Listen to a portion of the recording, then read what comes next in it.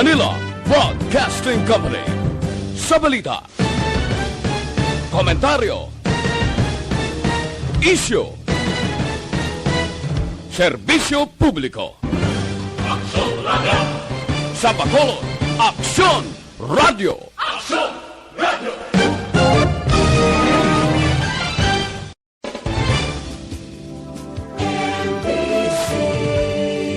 Manila Broadcasting Company. Sa balita, komentaryo, Aksyon Balita Evening Edition. Magadulong sa inyo sang mga nagapanguna nga balita lokal, national, international, sports, kag entertainment. Aksyon Balita Evening Edition. Kag karon ang inyo news team. Una sa balita, una sa aksyon.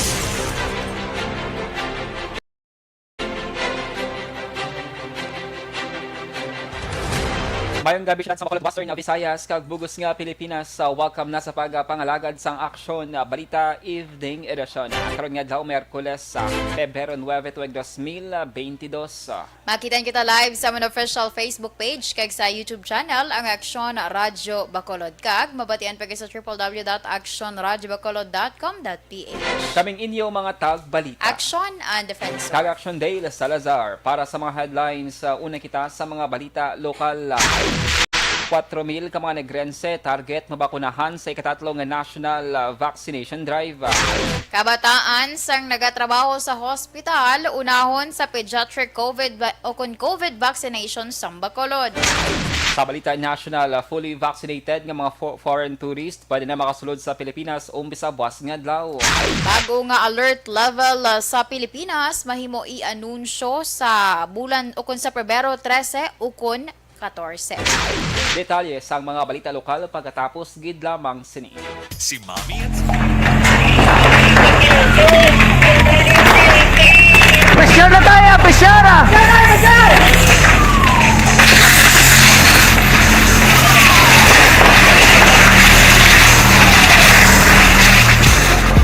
Every day is Fire Prevention Day.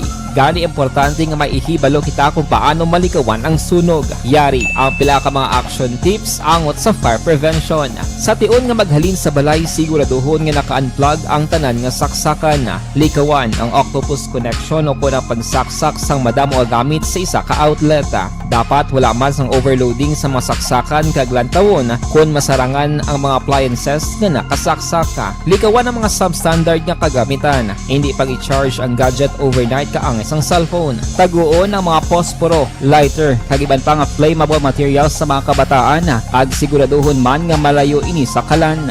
Siguraduhon man nga wala nagalik ang inyong LPG. Sa isa ka business establishment, dapat mayara sang fire extinguisher kag dapat nakahibalo ang tanan sa pag-usar sini. Hibaloon man ang expiration date sang fire extinguisher kag i-refill kung expired na. Magpreparar sang fire exit plan lagi padiri ang emergency exit o kung ang lugar nga wala sang harang pwede guwaan sa tion sang sunog. Dapat nakasave sa inyong mga cellphone ang mga emergency numbers nga pwede tawagan sa tion sang emerhensya. Kung nagakalayo ang imong alawas, himuon ang stop, drop, kag roll. Para malikawan ang sunog, nagakinahanglan ini sang partisipasyon sang publiko. Kung nakahanda kita sa mga kalamidad, dapat preparado man kita sa sunog. Ini sa Action Dale Salazar para sa action tips nga nagapahanumdom nga maghalong sa tanan nga tion. The Candidates Forum. The Candidates Forum, hibaloon ang mga plataporma di gobyerno. Usisaon ang nahimuan kag inagihan sa mga politiko. Patpaton ang mga proyekto nga ila ginaplano. The Candidates Forum, programa sang Aksyon Radio Bacolod kag Northwest In nga magahatag kay gayunan sa publiko nga mas makilalaan sang husto ang mga kandidato sa 2022 national and local elections. The Candidates Forum. The Candidates Forum. Hosted by Aksyon Boy Duran with guest panelist Aksyon Fred Salanga, Aksyon Rex Cantong, Aksyon Art Tayhupon, Aksyon Brian Morden, Aksyon Eric Magbanwa, kag Aksyon Marlon Genovea. Diri lang sa Aksyon Radio Bacolod. The Candidates Forum. Account ko ni ang imo account, imo responsibilidad. Account ko ni bangod sang pagsanyog sang teknolohiya, madamo ang natagan sang kaligayunan nga makabuylog sa mga aktibidad sa digital world. Account ko ni bangod man sini mas nabutang sa risgo ang integridad kag kredibilidad sa nagapanag-iya sang account. Account ko ni kung maisog ka nga netizen, magpakita ka. Account ko ni kung responsable ka nga Pinoy, magpakilala ka. Account ko ni batuan ang paglaptas ng sala nga balita kag impormasyon, maging modelo sa matuod nga serbisyo publiko online. Account ko ni isa ka online campaign sang Aksyon Radyo Bacolod.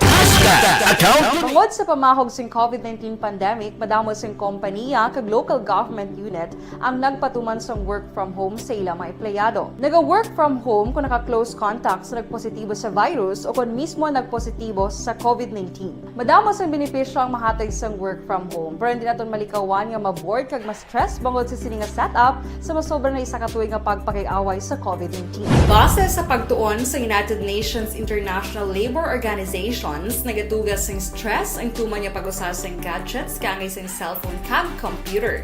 Gani, iyaring tila ng mga poslalong nga action tips sa mga nag-work from home. Una, mag-set up sa workspace sa mga balay sa tuyo nga makafocus sa imong trabaho. Ang workspace ay hindi kinahanglan nga dako nga kwarto, ang importante, komportable ka sa imong trabaho. Matapos ang pila ka oras nga nagapungko ka mag-computer, dapat may tion nga mag-stretching agud malikawan nga ma-strain ang imong likod o kon liog. Time management. Maghimo sa imong time schedule kag mga talapuson nga trabaho para Sa balita, una sa aksyon! Action Radio Philippines Standard Time lasay sa 8 kagkaron sa detalye na sang mga balita lokal. Kapin sa 4,000 ka mga negrense ang target mga mabakunahan na kontra COVID-19 sa gobyerno probensyal sa ikatatlo nga National Vaccination Day sa umpisa buwas nga adlaw Pebrero 10, 2022. Ginpahag ni Provincial Administrator Attorney Refrando Diaz II, magapadala sang vaccination teams ang Provincial Health Office o PHO sa may syudad sang Bago kag syudad sang Kabangkalan. Sa diin 2,000 ka mga vaccinees ang target nga mabakunahan na. Ginpahag ni Diaz nga may timan nga ipadala sa may banwa sang Kawayan kadungan sa pagbisita ni Governor Bong Lacson agud pamunuan ang pagpadagdag sang ayuda sa mga biktima sang bagyong Odette. May 3,979 ka mga benepisyaryo nga tagan sang bulig kag katunga sini ang target nga mabakunahan kontra COVID-19. Magalawig ang nationwide vaccination drive nga ginatawag nga Bayanihan Bakunahan tubtob Pebrero 11, 2022 sa diin kapin sa 5 milyon ka mga tawo ang target nga bakunahan sang gobyerno nasyonal. Mga kabaton, sang 2 ka kilo nga bugas ang sinuman nga magpabakuna kontra COVID-19 sa syudad sang Bago, Kabangkalan kag banwa sang Kawayan buwas nga adlaw kadungan sa ikatatlo nga National Vaccination Days. Ginpahayag ni Provincial Administrator Attorney Refrando Diaz II, ini nga inisyatibo ang ginmando ni Governor Bong Lacson bilang pagkilala sa kooperasyon sang publiko sa vaccination program sang probinsya. Ginpili isang probinsya ang Bago kag Kabangkalan nga patigayunan sang sining aktibidad bangod ini ang kalakip sa mga lugar sa Negros Occidental nga may manubo nga kadamuon sa mga nagbakuna o kung nagpabakuna. Sa banwa sang Kawayan, patigayunan ang pagbakuna kadungan sa paghatag sang ayuda sa mga nabiktima sang Bagyo Odette. Ang tanan nga pa-inoculate sa aton sa PHO, sigaan tag 2 ka kilo nga bugas para pagpakita sa appreciation sa ilang mag-operate sa aton programa. Ang kabahin sa pagpahayag ni Provincial Administrator Attorney Refrando Diaz II. Nabalaka si Governor Bong Lacson nga hindi malambot sang Negros Occidental ang bagong nga vaccination target kontra COVID-19 na subong nga bulan sang Pebrero. Ini ang ginpahayag sang gobernador matapos may baluan nga ginpasaka sang gobyerno nasyonal ang vaccination target sa 80% humalin sa 70% nga populasyon na. Suno kay Lacson, ginilisan man sang Department of Health ang tinagang herd immunity sa population protection na. Nagligid nga tuigin siling sang gobernador nga nagapati siya nga malambot na sang Negros Occidental ang 70% nga herd immunity kontra COVID-19 antes matapos ang bulan sang Pebrero pagi sa pagbakuna sa 1.8 milyon ka mga negrense. Call it now herd population protection na lang, no? Obviously, it's na we are not immune to COVID pa rin. So because the numbers has been increased, definitely we will not reach the new target. That's mga 2 million na. Dapat yan si Governor Bong Lacson. Sa iba nga balita lokal, ginpahayag ni Bacolod Emergency Operations Center Deputy for Medical and Data Analysis Dr. Chris Rungon nga unahon sa pediatric vaccination ang nagaedad nagaedad 5 tubtob 11 anyos sa mga bata sa mga nagatrabaho sa hospital. Iniangod sa paglansar sang vaccination sa mga age group, umpisa Pebrero 14 sa Riverside Medical Center, Bacolod Queen of Mercy Hospital, City Health Office kag Corazon Locsin Montelibano Memorial Regional Hospital. Suno kay Surungon, base sa kasugtan sa Bacolod EOC nga umpisahan ang ining aktibidad sa hospital kag ipasiguro sa mga ginikanan nga safe ang mga bata kag wala sang anuman nga insidente ang matabo. Ginhingadlan naman ni Surungon ang 3 ka mega vaccination centers sa mga grupa lakip na diri ang sa gym sang STI West Negros University, St. John's Institute kag Bacolod Taytong High School. Target sa EOC nga mabakunahan ang 5,000 ka mga kabataan sa unang nga semana sa pediatric vaccination. Kag napaabot man sa Bacolod EOC nga mabaton ang Pfizer vaccine para sa mga age group sa adlaw sang Biyernes. Sa dugang pangabalita lokal, bisan nga election period, nagasige-sige ang pag-release ng Comelec Bacolod sang voter certification. Ginpahag ni Acting Bacolod Election Officer Attorney Revo Sorbito ang kalabanan sa mga nagakuha sini nga mga botante nga wala sang identification card o kon ID. Ginpahag ni Sorbito nga may mga adlaw nga tupto-tatlo ka ang mga nagakuha sang voter certification pero may tion man nga masobra 20. Samtang ginpahigman ni Sorbito nga may sa 327,403 ang total approved nga registered voters sang Election Registration Board o ERB, pero posible manubo pa ini bangod padayon man ang pag-cleanse sang listahan. Ilabi na ang mga double registrants. Ginkumpirmar ni Police Station 1 Commander Major Gamela Saruna nga may nag-report sa abduction sa Ilalas Jazz kagabi Pebrero 8 nga ginaligar na tabo sa Purok Boulevard, Barangay 13, Syudad sa Bacolod. Suno kay Sarona, ang nag-report amo si Erica Villaflor, 21 anyos, nga live-in partner ni Julius Dumipig, 33 anyos nga mga nasapuan nga patay sa banwasang Ibi Magalona, aga sang Pebrero 9. Dugang pa sa aligasyon ni Villaflor, nagabiyahe sila sa tricycle sang may nagsakay nga duha ka mga pasahero kag pagpanaog ginaligar sini nga may van nga nagpondo kag pwersa nga ginsakay si Dumipig samtang siya ang nagkadalagan. Sa karon padayon pa ang investigasyon sang kapulisan bangod nga wala sang saksi sa ginaligar abduction kag wala man sang CCTV sa lugar. Una sa balita, una sa aksyon.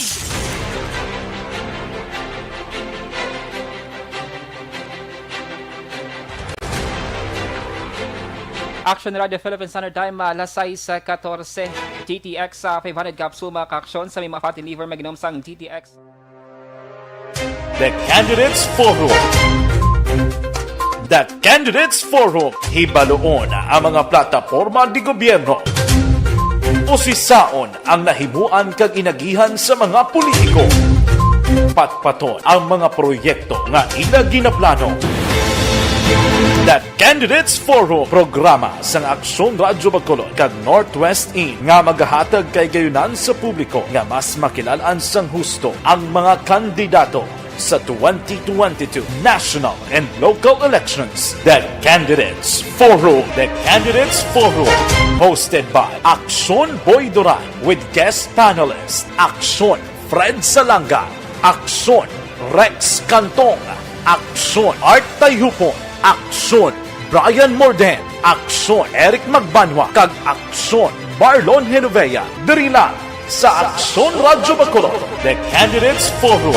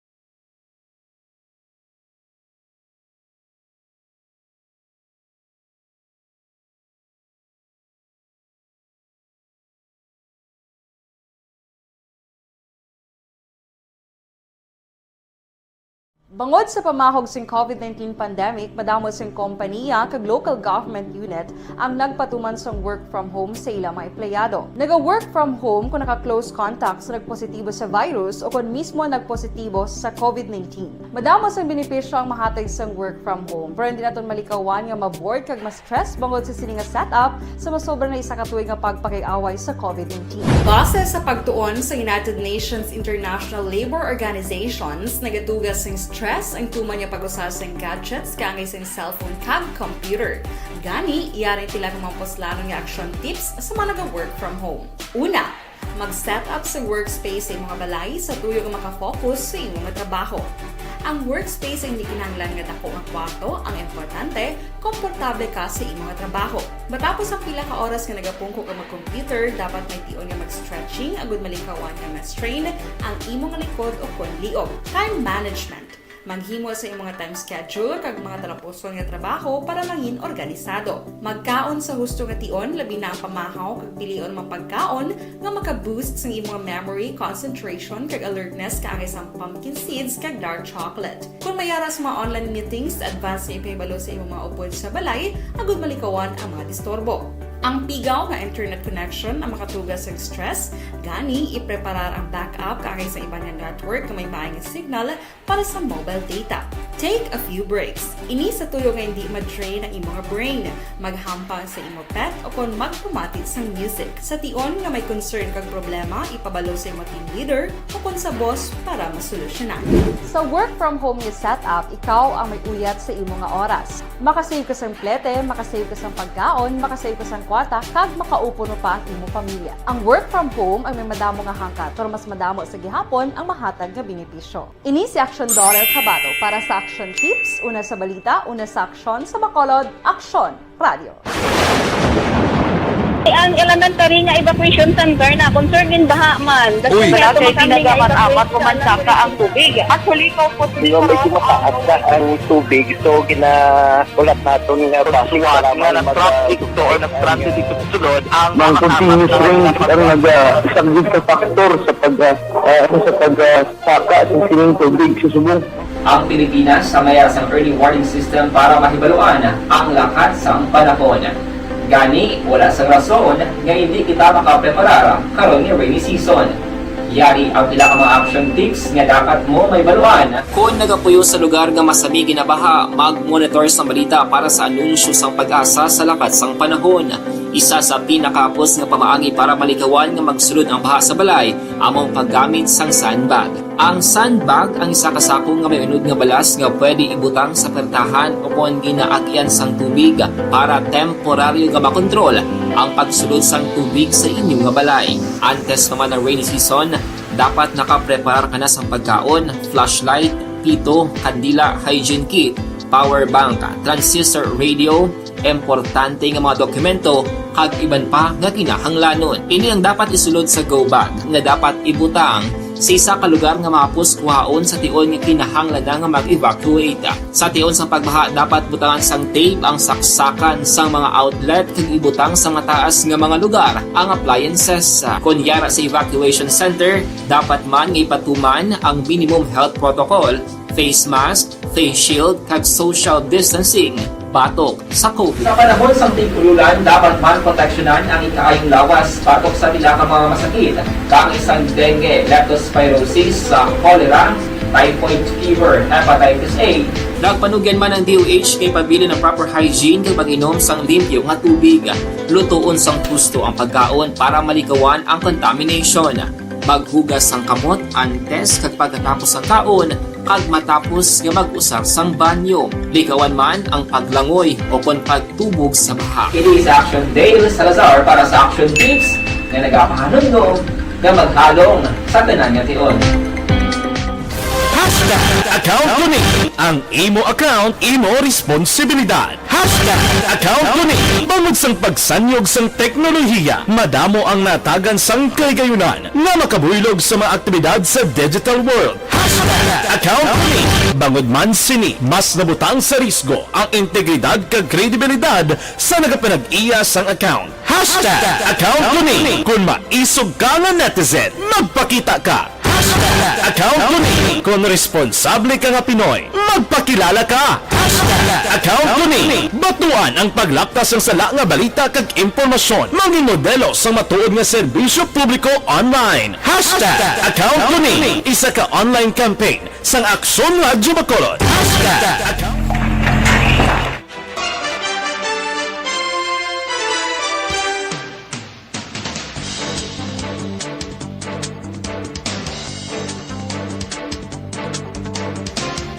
Lasay sa 22 sa Action Radio Philippines Standard Time, kagkaroon sa detalye na sang mga balita national. Liwat nga pagabuksan sang Pilipinas ang borders para sa mga fully vaccinated nga mga international travelers umpisa buwas nga adlaw Webes sa tuyo nga mabuligan ang industriya sang turismo nga lubos nga naapektuhan sa nagapadayon nga pandemic. Sa virtual forum subong adlaw, ginpahayag ni Tourism Secretary Bernadette Romulo Puyat nga ang iningatikang ang isa ka welcome development nga magaresulta sa pagbasangkad sang travel kag tourism sector pagbalik sang nadula nga mga trabaho pagganar sang revenue para sa mga tourism-related enterprises sa tourism communities kag iban pa.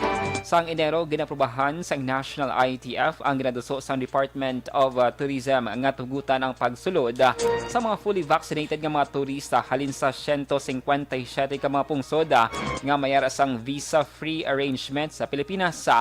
Ginbasura naman sang task force ang color-coded classification system sa mga pungsod base lang COVID-19 status bilang kabahin man sang plano nga mapadasig nga makabangon ang industriya sang turismo.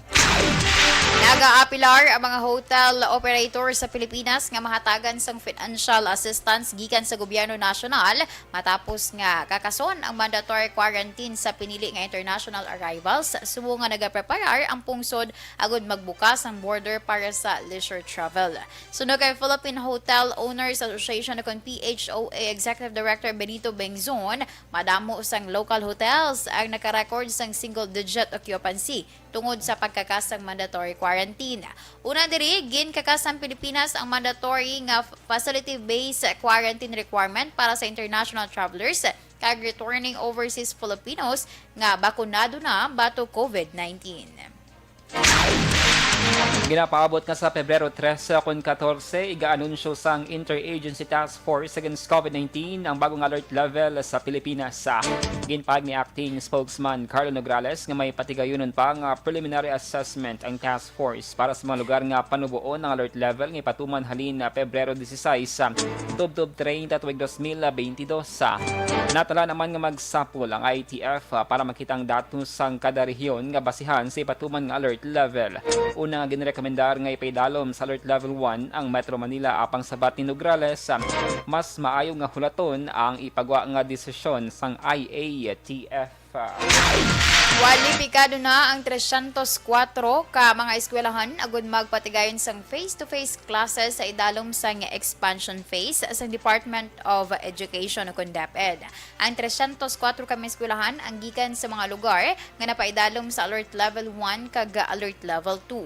Ang mga lugar nga napaidalom sa alert level 2 amo ang National Capital Region, Batanes, Bulacan, Cavite, Rizal, Biliran kag Southern Leyte.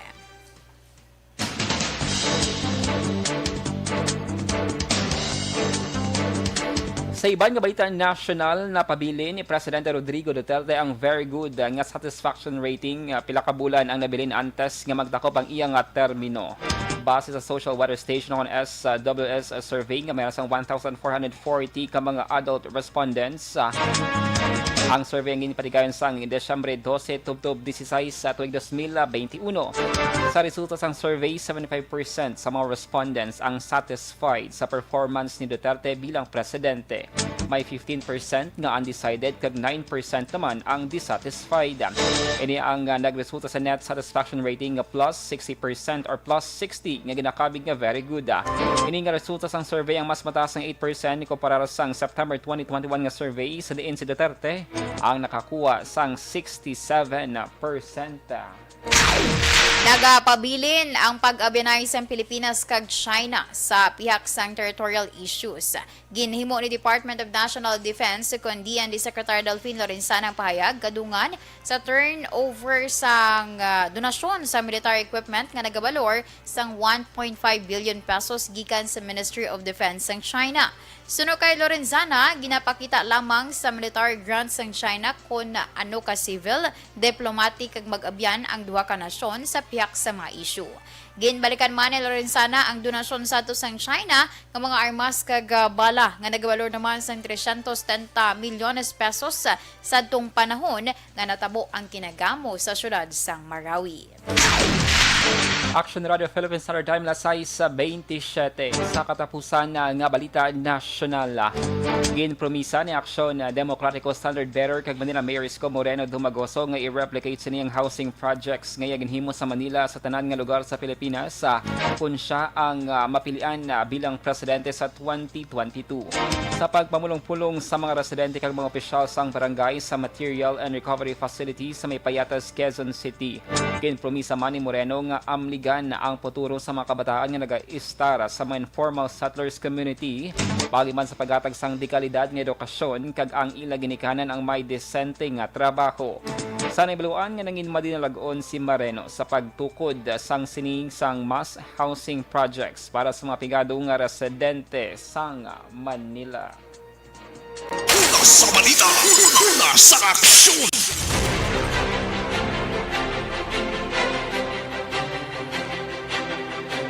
Action Radio Philippines Standard Time lasay sa 28. Inyo nabatian ang kabugusan nga mga balita sa Action Balita Evening Edition. Karon nga daw Miyerkules sa Pebrero 9, 2022 sa liwat kaming inyo mga tag-balita. Action and Defensive. Kag-Action Dale Salazar, mga ka-aksyon sa diin ka man sa Pinas, labuton ka sang amon balita kag serbisyo. Sama-sama tayo, Pilipino. Una sa balita, una sa aksyon. Sa Bacolod, Action Radio. Action Radio!